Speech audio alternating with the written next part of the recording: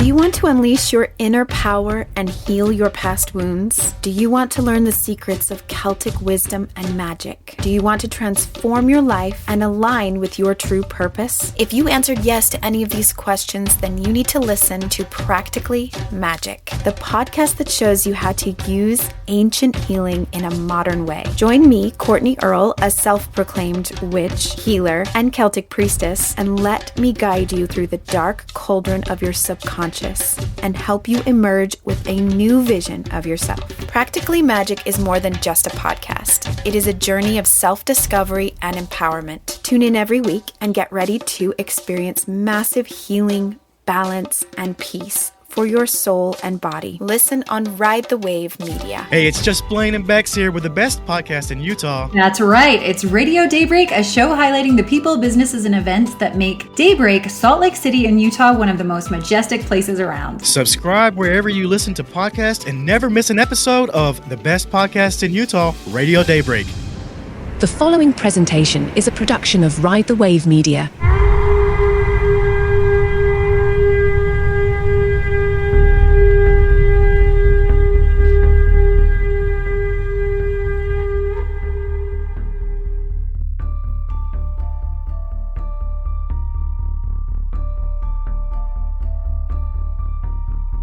Hey heathens, welcome back to Vibing the Apocalypse. I'm your host, the Fresh King Benjamin, the accidental prophet of Mormonism. It is day 1407 of the apocalypse. I hope you are well. I hope you're surviving.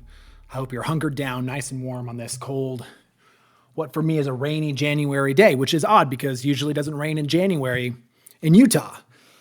That's the apocalypse for you. We're going to get into our episode pretty quick.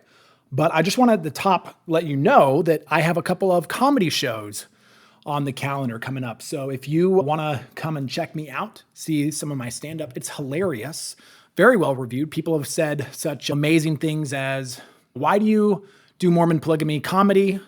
You should stop. That'll give people the wrong idea. I've been told, what the fuck do you think you are doing? I've been told, stop, just stop. So if you want to see what all the fuss is about, I'm going to be headlining the Salt Lake City Downtown Wise Guys, the Rickles Room, next Friday, January 26th at 7:30 p.m. And then I'll be doing it again in February on Sunday, February 25th at 7 p.m. And you can check out both of those. You can get tickets for both of those on the Wise Guys website, wiseguyscomedy.com.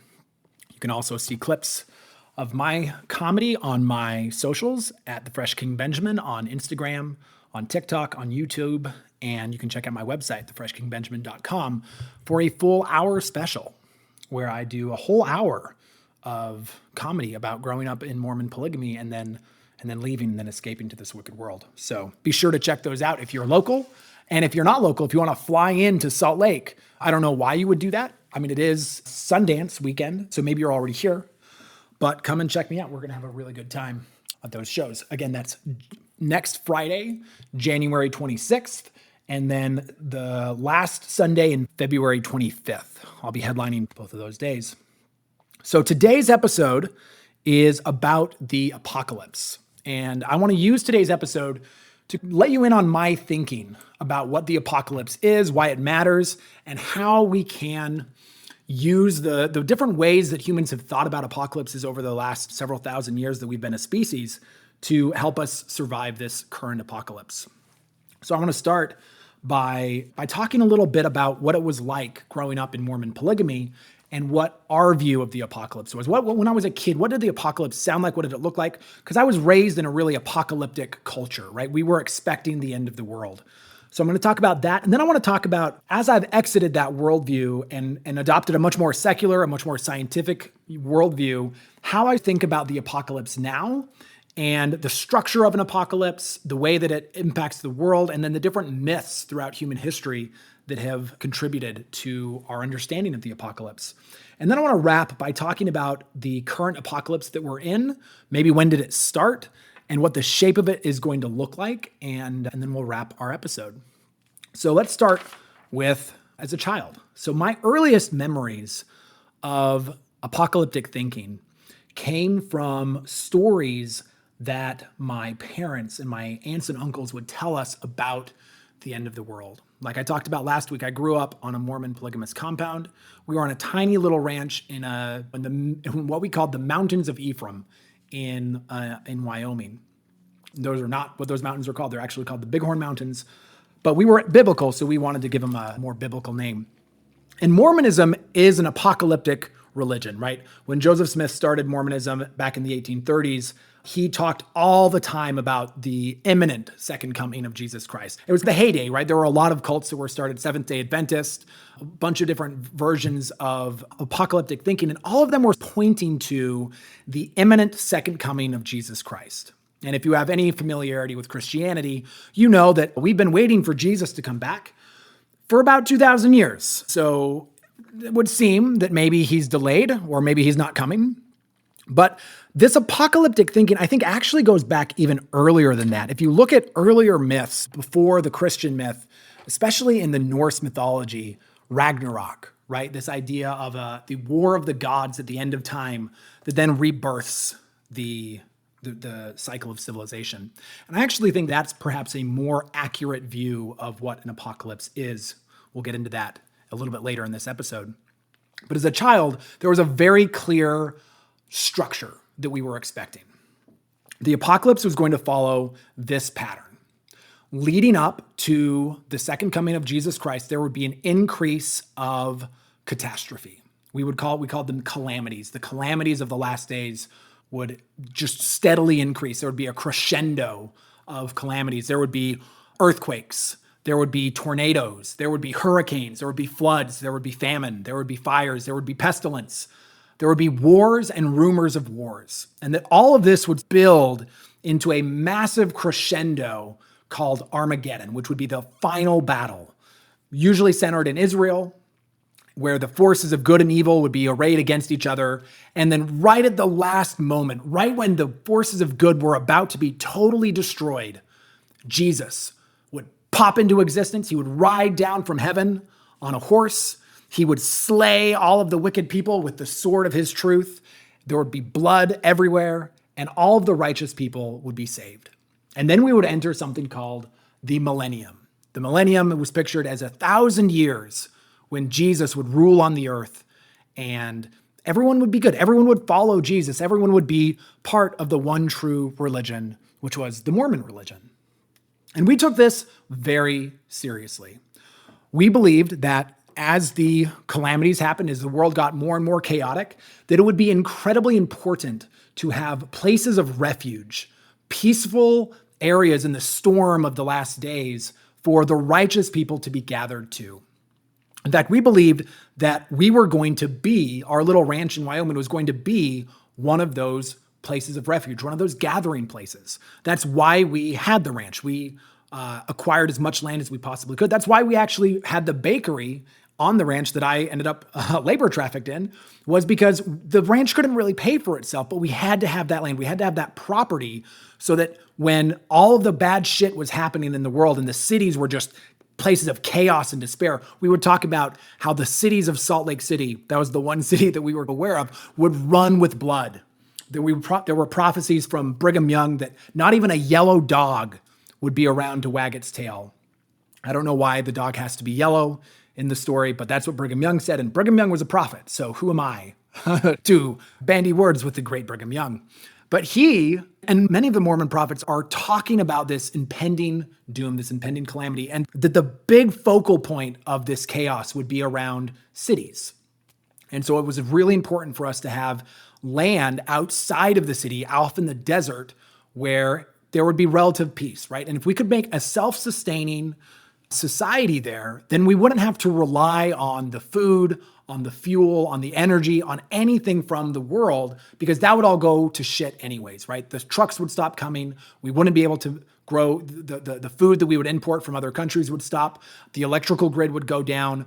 All of these catastrophes would happen. And if we weren't self-sufficient, if we relied on the world for things, then we were fucked. We were going to be royally fucked. And so we worked really hard to create a little kind of mini utopia. The goal was to make something that not only could support ourselves and our families, but could also support any of the righteous saints from Utah or from the surrounding areas that would flee from Salt Lake City or flee from Boise, Idaho, and come to our little community.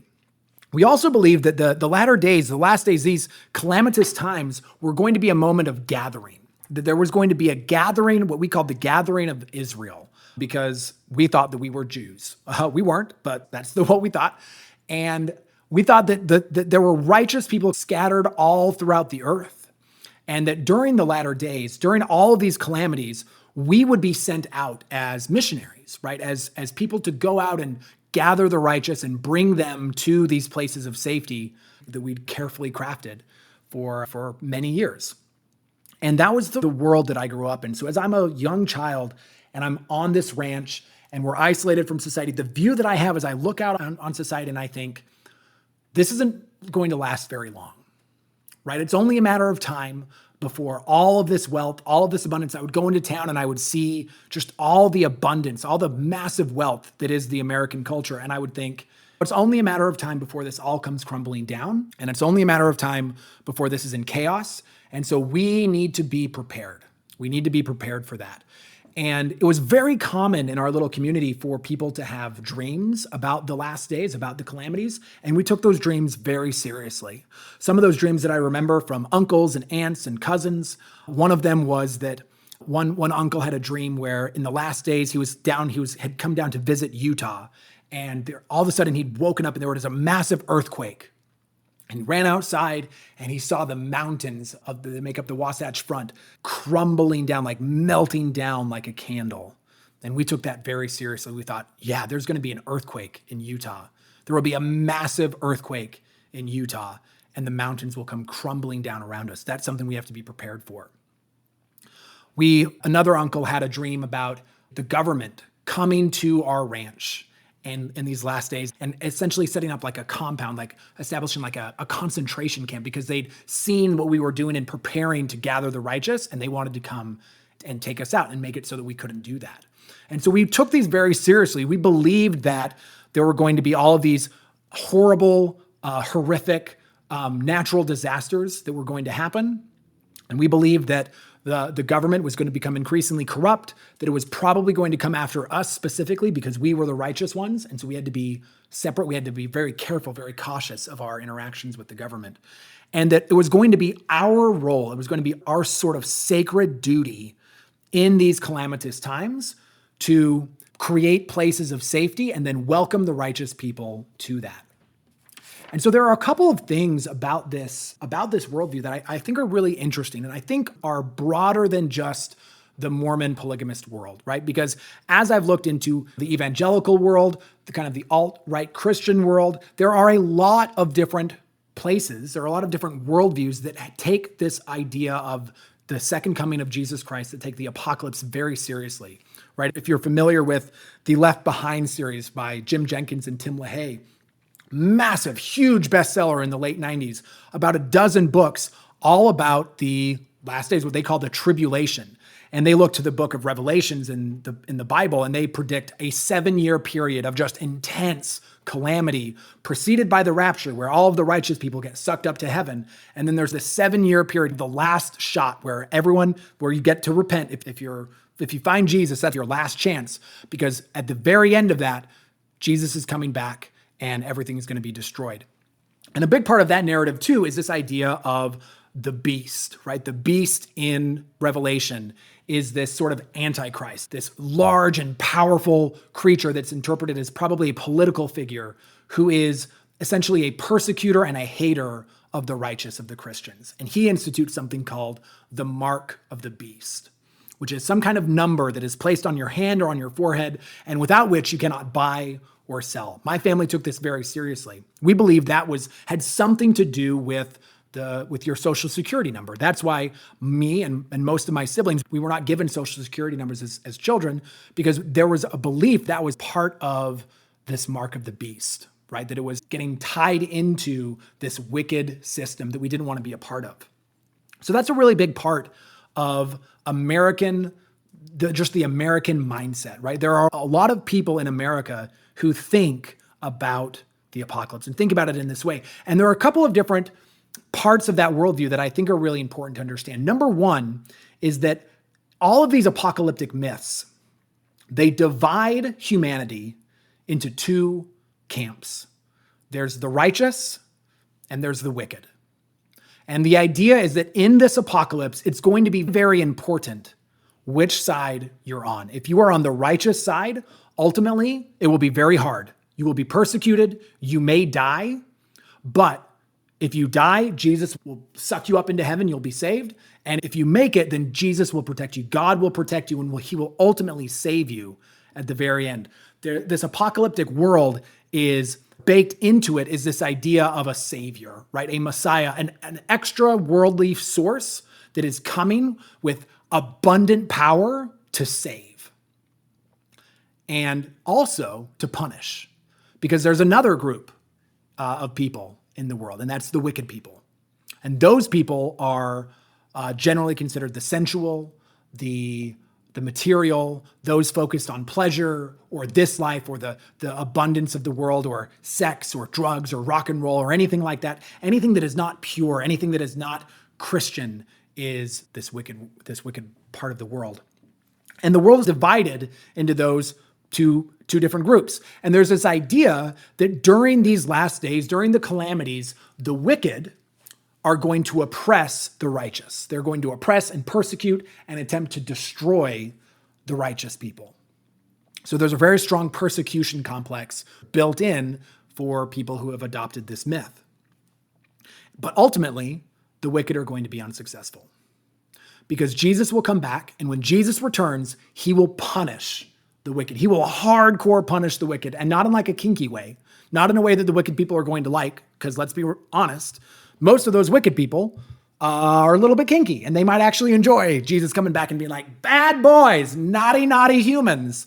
They might get into that. That's not the kind of punishment we're talking about. No, we're talking about death and destruction, eternal damnation, cast down into the pit of fire and brimstone, never to emerge. And that, I think, is a really interesting and possibly dangerous, not even possibly, definitely dangerous piece of the myth, is this idea of the division of people into a righteous camp and into a wicked camp. Because ultimately, apocalypses are catastrophic events, right? I think that the apocalyptic myth is more cyclical than it is linear, meaning that we are not building towards one total apocalypse where Jesus comes back. Rather, apocalypses are cycles, that human civilization goes in these sort of cycles of growth, expansion, overexpansion, and then collapse, and then growth, and then expansion, and then overexpansion, and then collapse. And if you follow that, in fact, one of the most fascinating looks into this idea of the cycles of history is the work of Neil Howe and William Strauss, two historians that were working in the late 80s in the United States. And they published a book called The Fourth Turning. And they found, as they looked back through Anglo-American history, hundreds of years, they found what they called a cyclium, which is a cycle of history lasting about 85 to 100 years, where this history sort of moves in these cycles. I'm reminded of the myth of Ragnarok from Norse mythology. If you've read Norse mythology, you know that everything in that myth, everything in that worldview is building towards this final battle of the gods, where the gods and the frost giants will fight. There will be total destruction. All of the gods will be killed. The world tree will be burned, and then everything will start again. And that's where all of civilization is heading. And I think this is a really fascinating way to look at history, because if you look at the way that humans interact with our environments, often we'll get into a new environment, we'll suck up all the resources, we'll expand dramatically because of that, we'll overexpand beyond what the carrying capacity of our environment is, and then our society will start to collapse. And I think that's what's happening in the apocalypse that we're facing right now, is that especially if you look at the fringes, right? Grew up and currently live on the fringes of American society, right? I grew up in a small, tiny town in Wyoming.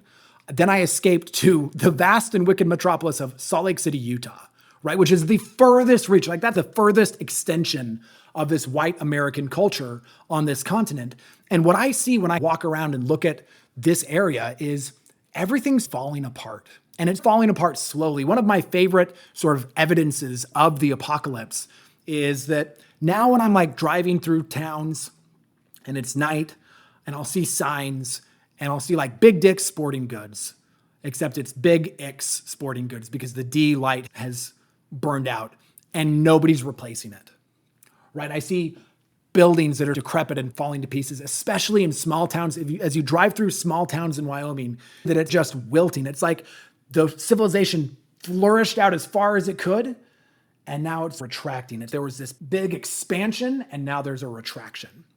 And that's exactly what Strauss and Howe predicted in this fourth turning. In fact, they organized this saculum, this 100-year cycle, in periods of 4 what they called turnings. And they said that these turnings were driven by generations, and that they actually followed the seasons of the year very closely, where there was a spring season where the civilization would grow into new growth.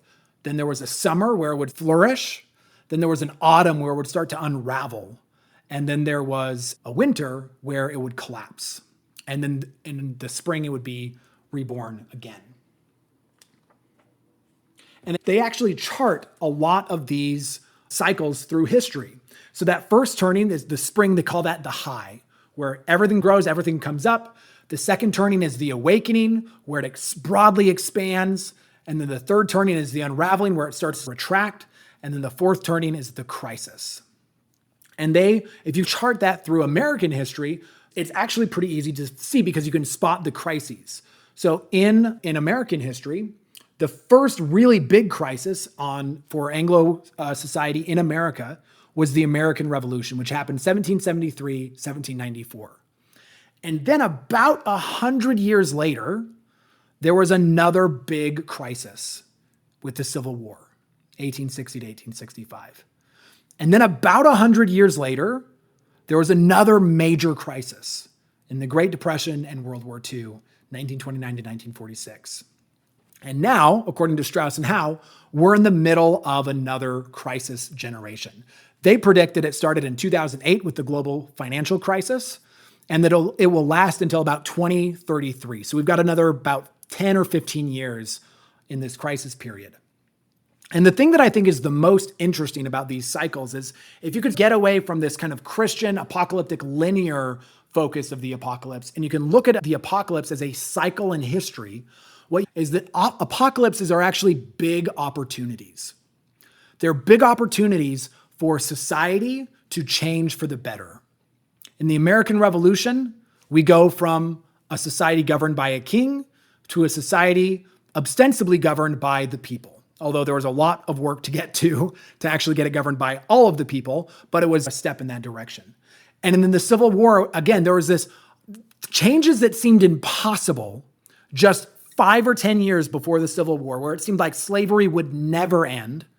Suddenly, in the midst of the Civil War, the end of slavery is not only possible, but it happens. And we see the same thing with World War II and the Great Depression, where the way that society was structured before that and the way that society is structured after that are radically different. Because in these crisis eras, there's a lot of opportunity. People begin to, the threads that hold the world together are a little bit thinner.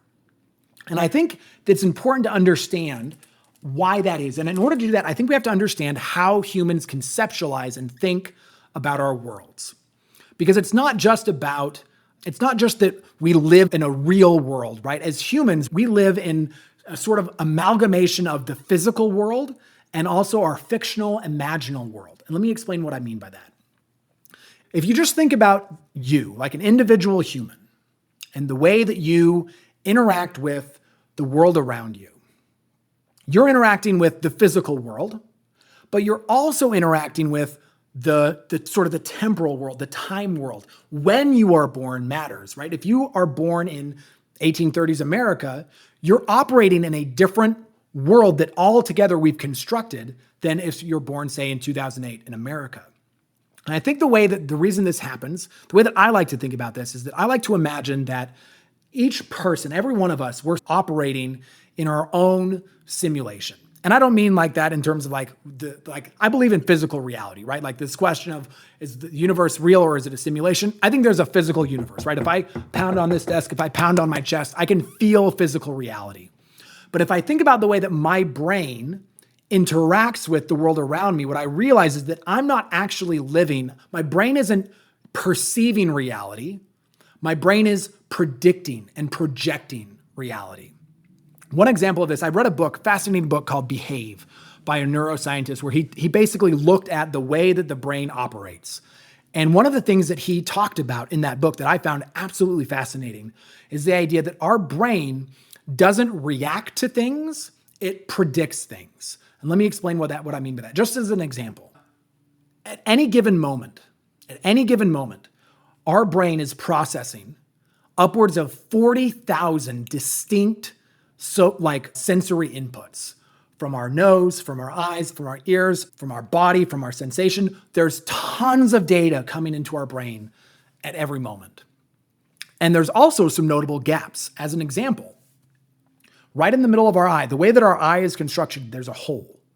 And that means that right about here, like a foot in front of our vision on the right and a foot in front of our vision on the left, there should be a giant circle where there's nothing, because our eyes are not actually pulling in light from that area, because that's where the hole of our eye is. And so there's no cells to catch the light, to reflect. And so what our brain actually does is it takes an image around from what's around it, and then it guesses and it fills in that hole for us.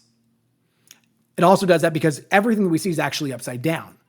So it actually not only does it fill in this hole, it also flips it. So as you start to realize the way that happens, the other thing too is that all of the sensory inputs that are coming into our body, it takes time for that to get to our brain. It takes about 0.2 seconds for sensory input to get up to our brain, which is remarkably fast. But what that means is that our brain actually can't function in the physical world if it was only responding to social input or to sensory input. It has to be responding to what it thinks is going to happen. And when that happens, everything's fine, right? Because our brain is actually functioning like this. Our brain makes a prediction about what it thinks will happen. And then it creates a simulation for us to operate that's simulating what it predicts will be going on in the natural world. And then it tests that prediction against actual experience. And either the simulation works and we keep functioning, or there's a correction. And this is called a simulation correction in the neuroscience literature. And we've all experienced this, right? If you've ever been walking down a flight of stairs and you think that you're done, right? You think that there's no more stairs and then there's one more stair and your whole body's just like, blah, right? That is a prediction error that has been corrected. And so you know physically what it feels like in our bodies when our simulation, when our predictions are off and we have to correct, right? So that's what's going on physically. In addition to this physical simulation that we're running, we're also running an individual sort of mythic simulation. And that has to do with the world that we believe that we inhabit, the country that we believe that we live in, what that country stands for, right? If you think about the huge division in our country today between the left and the right, you can understand that both of them are living in alternative simulations of what America is and should be. We're really living in separate nations. That was the experience that I had growing up in Mormon polygamy, is that the world that I lived in, the simulated reality that I existed in as a mythic structure, was very different from the simulation that the rest of you were running, right? I was operating in a world, I was existing in a simulation that was only 6,000 years old. Because 6,000 years ago, God had created the earth. And so because that was a simulation running in my brain, a mythic simulation, I was able to cooperate and interact with a bunch of other people who also were running the same simulation. So I can imagine it, right? If you visualize it, you can imagine that every individual being is projecting this simulation about the physical world and the mythic world, the kind of the fictional social world that we live in. And we're all radiating this out. And then if our mythic world lines up with the mythic world of someone else, then that kind of creates a joint mythic world. So when I talk about the Mormon world or the Mormon myth, That's what I'm talking about, is that currently there are about 14 to 16 million humans who operate in some degree or another within the Mormon myth, meaning that they have accepted mythic truths about how the world is from Mormonism. Like there are prophets that speak to God. Like that the Book of Mormon is a literal translation of gold plates that tell the history of ancient America, right? And so that's a mythic world that people exist in. There's another mythic world in America called Christianity, where we're operating in this shared mythic understanding that Jesus was a real person. He was the Son of God. He died, and then he was resurrected, and he's coming back. That's a mythic framework, right? That is a mythic simulation that creates a different way for humans to interact and to cooperate. Then you also have people who are operating under a different mythic framework, that there is no God, that we are all just chance random atoms that collected here, and that we're ultimately the end of the universe doesn't really matter, that nothing really matters, right? There's dozens and hundreds of these different mythic kind of worlds floating around in our society. And one of the big ones that we have is this myth of America, right? America as a country, America as a nation, and what it means. And currently, as a civilization, as an American civilization, we're in a massive conflict about what that civilization means. And I would submit that not only are we in a conflict about what that simulation means, about what that mythic framework of America means, but that mythic framework is also in an apocalyptic state. Because what an apocalypse is any time our collective view of the world breaks. So an apocalypse is a breakage of the world. One example of that for me, I think that we can have mini apocalypses, like we can have personal apocalypses, we can have community apocalypses, and we can have societal apocalypses, and we can have global apocalypses. And I think one of the things that's particularly challenging about our time right now in 2024 in the whole world is that all of these apocalypses have compounded, where we have a bunch of people who are having personal apocalypses. An example of this might be a divorce, a death, an accident, right? I can remember the first real time when my world broke. I was a young child. I was probably 4 or 5 years old, and it was a car accident. My dad fell asleep while he was driving. We plowed into a fence post, and then we had to sit in the winter in a wrecked car for a number of hours before someone was able to come and pick us up. And what that experience did to me as a small child is it showed me that the world wasn't as solid as I thought it was, right? The world broke. I went from this sort of safe cocoon world, and then the world broke around me, and my mind had to adjust to that. That's an apocalypse, right?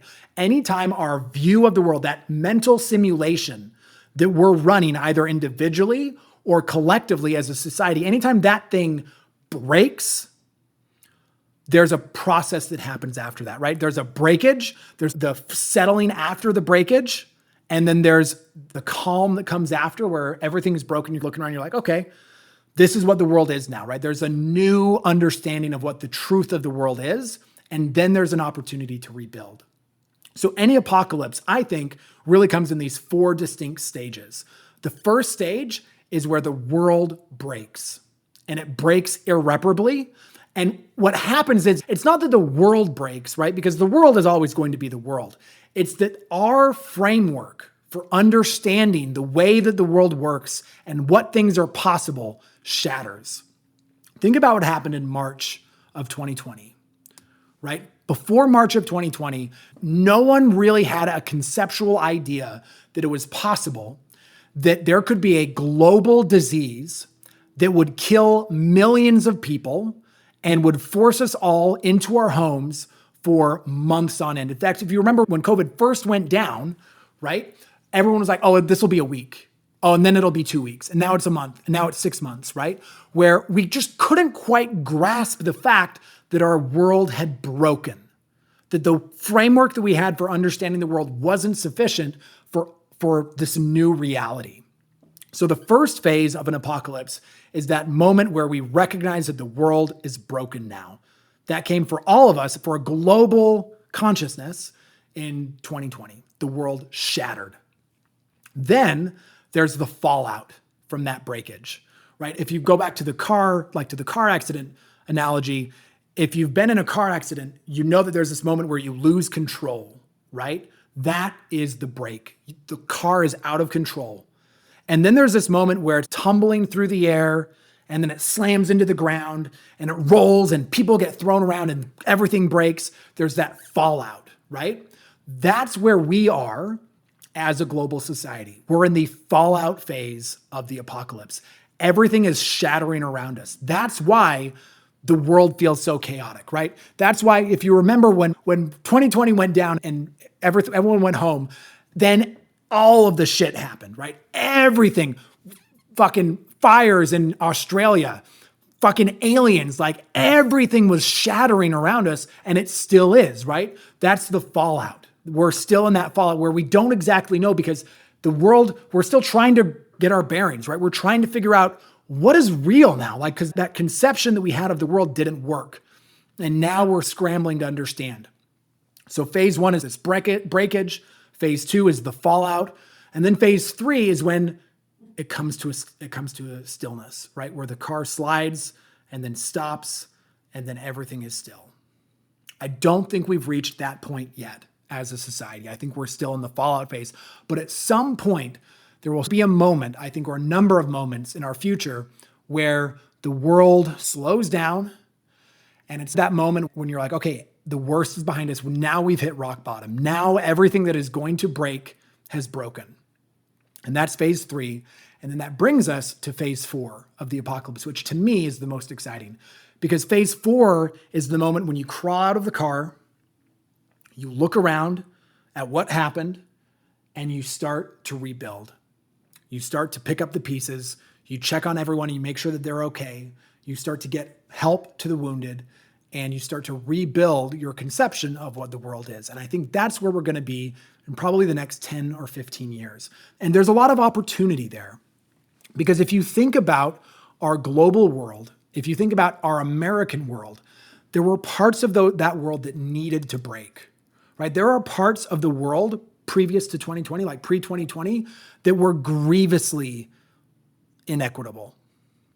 I know that because I was a victim of that, right? I was a labor trafficked child. And there are thousands, if not millions, of children in the world just like me. They make our phones, you guys. They make our clothes. They make so much that we in the West use and value is being made on the backs of children. That's horrible. That's grievous. And that needs to die, right? There are, in America especially, there's our treatment of the indigenous peoples, right? And our just collective amnesia, our collective unwillingness to own up to what we did. I just watched the movie Killers of the Flower Moon with Martin Scorsese. Leonardo DiCaprio is the protagonist or the antagonist. And I don't want to spoil it if you haven't seen it, but it is a chilling story about the way that we treated the native peoples of this land. And the thing that was the most awful to me about watching that movie was this, because there's a group of people in the movie who are white, who are going around murdering the natives, basically to get their oil money. And it's treated as horrific. And then some people, the federal government comes in, they send FBI agents in to come and try to stop it and figure out who's doing it. And the whole time that this is happening, there's these people that are nominally coming to help the natives. And I'm just thinking, and so they're casting the group of people who are doing the murders as the villains. And I'm looking at this story and I'm thinking, the villains are all of the white people. All of us are guilty. We all came to a continent that wasn't ours, and we just took it. And then we killed the people who were there. And then we herded them into reservations. And we've refused to make it right. We've refused to acknowledge that that's what we've done. And we've just made our country fat and rich off of this stolen land. And we did the same thing with African slaves, where we went and we took an entire race of people. We stole them from their country, and we brought them here, and we made ourselves fat and rich off of the labor of those stolen people. So there are so many things like that in our culture that were wrong, that were grievously wrong. that we've just refused to acknowledge, right? I have a couple of uncles who have a podcast, and we were having a conversation. I'm left, they're right. We were having a conversation, and one of them said something like, I can't believe what you're saying. Like, it sounds like you're in favor of reparations. And I'm like, obviously, like, there's no question to me about whether or not reparations should happen. We stole land and stole people and then made America rich from that stolen labor and that stolen land and those stolen resources. Of course we owe reparations. And the great news is we actually know where that money went, right? Because it's in the wealth of America. It's in the corporations. It's in the abundant money that's just running through our system at the top. That's where all that money is.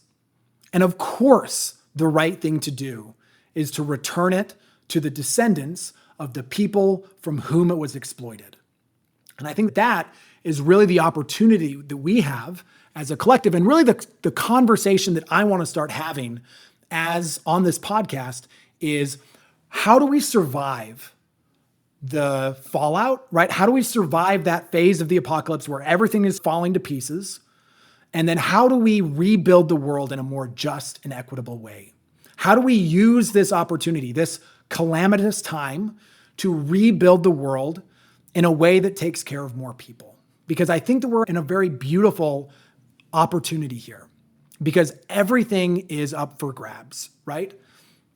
But pre-COVID, everyone kind of knew that American education sucked, but nobody really wanted to talk about it. And then every American parent got a firsthand look at the state of American education. And now people are more willing to innovate and do something different in American education than ever before. And I think that's true across all different parts of American society, in the economy, in academia, in entertainment, in media, in all different parts of America. We are really leaning into this idea that we need to change and need to do something better. And I want to start having those conversations, because I worry that maybe not a worry, but I just believe very strongly that the myth that we tell about this apocalypse is important. And I don't want to tell the myth that the world is divided between wicked people and righteous people. Because anytime there's a myth that revolves around wicked and righteous, generally that ends with the righteous people punishing or killing the wicked people. And my experience, having grown up as one of the righteous and having stepped out into the wicked world, is that there really isn't wicked and righteous. There's just people. There are just humans doing human things. And sometimes human things are beautiful, and sometimes human things are scared, and sometimes human things are ugly, and sometimes human things are transcendent. But we are all humans. So I don't think that I don't want to perpetuate or buy into this narrative of the apocalypse that says the world is wicked and the world is righteous, and we need to promote the righteous people and condemn and punish the wicked people. That is essentially the narrative that we see on both sides of the political aisle in the world today. And that's going to be driving the 2024 election, right? The Republicans are like, we're the righteous ones. We have the righteous, true version of America. And the Democrats have the wicked, ugly version of America. And then the Democrats are saying, we have the righteous, inclusive, beautiful version of America. And those Republicans have the wicked, evil, satanic version of it. They probably wouldn't say satanic, but you get my point, right?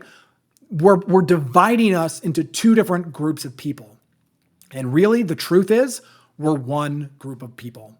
And we need all of us on this continent, because the shit that we're about to face is catastrophic. Because I don't think that we've fully, again, we're still in the fallout phase. We still have probably 10 or 15 years of catastrophe, of calamity, of pestilence and earthquakes and tornadoes and hurricanes and sea levels rising and wars and rumors of wars. All of the things that I was told as a child were going to be happening in terms of the calamities of the last days are happening. And we have to face those as a community, as a global community, or we're going to tear ourselves to pieces fighting. And the real opportunity, the real thing that makes me hopeful, and that I think that we really need to lean into as a collective society, is the understanding that we are a global tribe and that we have both the resources, the wealth, the intelligence, and the capacity to protect everyone.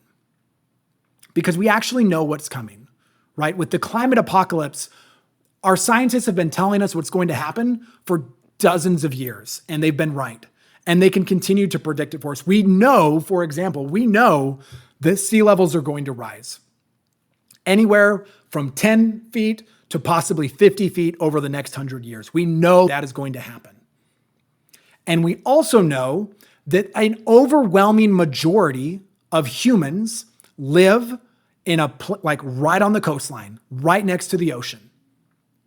And so knowing both of those things as a collective community, as a global community, we could start to make choices that would protect everyone. We could predict. We could use our amazing powers of prediction to make models. AI is just asking for this, just begging for this, to create models of how this apocalypse, how this climate apocalypse is going to impact different cities, different regions.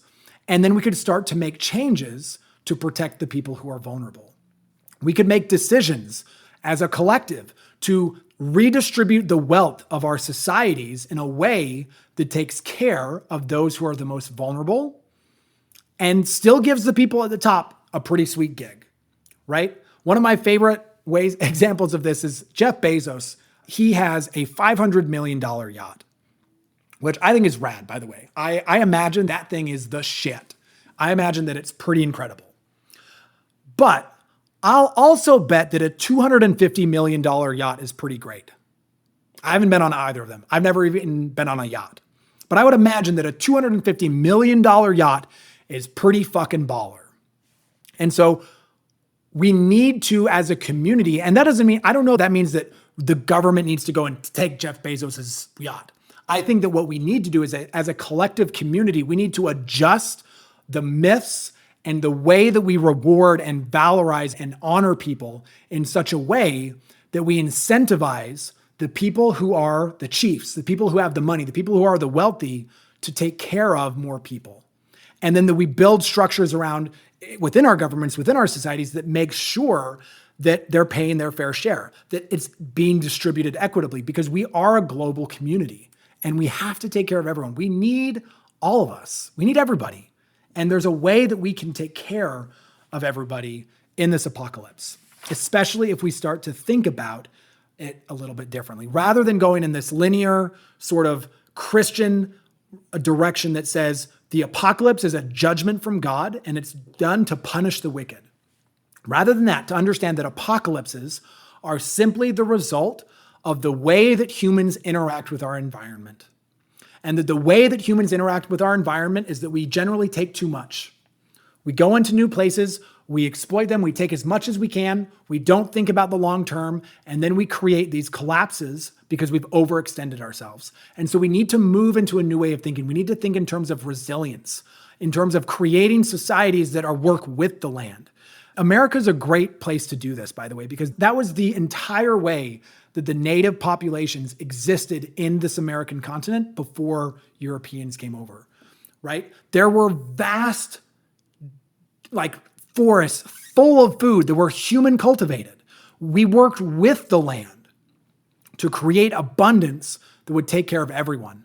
And I think we can do that again. We don't have to leave our technology. We can keep our brilliant, clever technology, and we can change our thinking. Rather than exploiting Gaia, rather than stealing from Gaia, we can work with Gaia to create abundance for everyone. And that's really the message that I have as the apocalypse prophet, is that apocalypses are natural cycles of history. They're the result of us as humans overextending and taking too much and being greedy. And that the solution is for us as a species to change our values and to adjust and think about our environment and our responsibility to our environment and to the other people around us more carefully and more compassionately, in a way that takes care of everyone. And that's really the way for us to survive, and not only survive, but thrive, maybe vibe in this current apocalypse, because we've got a big opportunity here. We have a choice to make.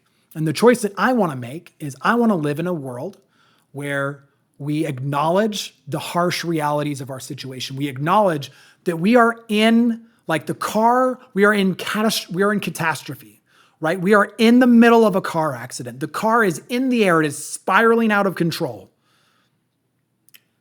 And it's going to come to us. It's going to settle pretty soon. It's going to stop pretty soon. And as we're doing that, as a society, as we're spiraling out of control, we need to start having serious conversations about what the world is like, what we need to do differently, how we need to think differently, how we need to feel differently, the different frameworks, the different myths that we need to tell, the different systems of business and education and media that we need to adopt in order to survive in this new world. And then we need to go build that world. So if that sounds like an interesting journey to go on with me, I'd like to invite you to come back and check out my next episode. Next week, I'm going to have my very first guest. I'm very excited for this. This is a very good friend of mine. Her name's Becca. She's a former skydiving instructor, and she has had her own kind of personal experience with a pretty profound and catastrophic personal apocalypse. And so she's going to come on next week. We're going to talk about what that means in terms of her life. And we're going to tell some stories about how we know each other. We're going to laugh. And it's going to be a really fantastic conversation. So make sure that you tune in next week. Thanks for joining me for this episode. Hope it was something interesting and helpful. I really believe, you guys, that we are in an important time in history. And we're in a very beautifully possible time in history. And I know that it's scary. I know that it's difficult. I know that everything feels strange and unfamiliar and catastrophic right now. But I promise you that we can survive this, because I've survived this, right? I've survived many apocalypses in my life. I'm the apocalypse prophet. I know how it's going to go down. It's going to be gnarly for a couple more years, for probably 10, 15 more years. And then we're going to be afforded a beautiful opportunity to rebuild this world. So let's make sure that we rebuild it in a beautiful way. That's it for today. Thanks for coming out, you guys. As always, follow me on TikTok, on Instagram. And then remember, check out my shows coming up on January 26th and February 25th at the downtown Salt Lake City Wise Guys. And thanks for vibing the apocalypse with me today.